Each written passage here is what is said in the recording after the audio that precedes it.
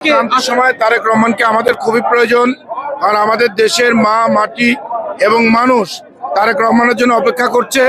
বিগত ফ্যাসিবাদ সরকার এই তারেক রহমানকে যেভাবে দেশ থেকে বিতাড়িত করেছে, আজকে সারা বাংলাদেশের মানুষ একত্রিত হয়েছে তার সাক্ষী রাখার জন্য।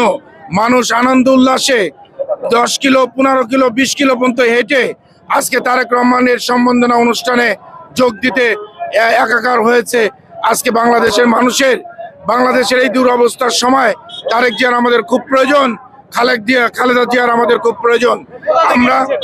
আমরা রাজবাড়ী থেকে এসেছি। আমাদের নেতা আলী নওয়াজ মাহমুদ খোয়েম সাহেবের নেতৃত্বে হাজার হাজার লোক আজকে